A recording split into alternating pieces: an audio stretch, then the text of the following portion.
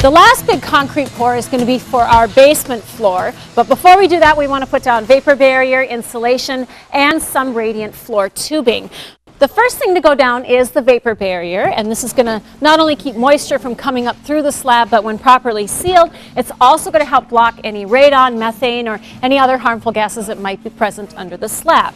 That's because it's 50 times less permeable than regular plastic vapor barriers, and it's 20 mils thick to be almost totally immune to any abuse that we might accidentally inflict upon it before it's all laid out, sealed, and covered. I have never worked with 20 mil poly before. This stuff is dang near like cardboard. I think you could skin the space shuttle with it and it'll work just fine.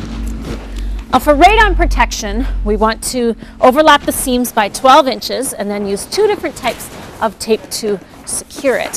One is a double-sided butyl tape that you'll put underneath the top piece, connecting it to the bottom piece. Then the other is a one-sided tape that'll seal the edge of the top piece down to the bottom piece. With the process of the overlaps and how you adhere it to the edge of the foundation, there's quite a bit of taping going on. A lot of double-sided tape. There's a single-sided tape for the seam, so a lot of taping.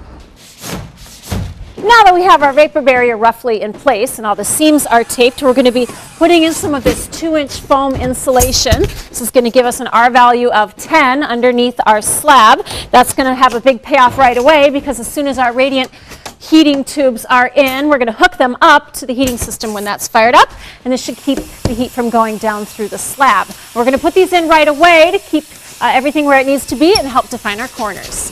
We found out that kind of cutting the vapor barrier a little bit larger than the room that you're working on, then shove the insulation up tight into the corners and get all your insulation in, kind of like carpet. That seemed to work pretty good.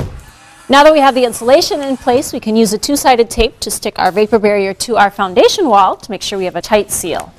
Now for pipes, you just cut a hole in your vapor barrier for the pipe to stick right through. Obviously that's not sealed up well enough, so they have what's called these vapor boots, and they have these different steps for different size pipes. So you want to make sure that you find the right step, take your utility knife and cut it off. Now to get a good seal, we have applied some double-sided tape. We'll take the backing off of that, slide our boot over the top of our pipe, and then press it down to make sure it's secure.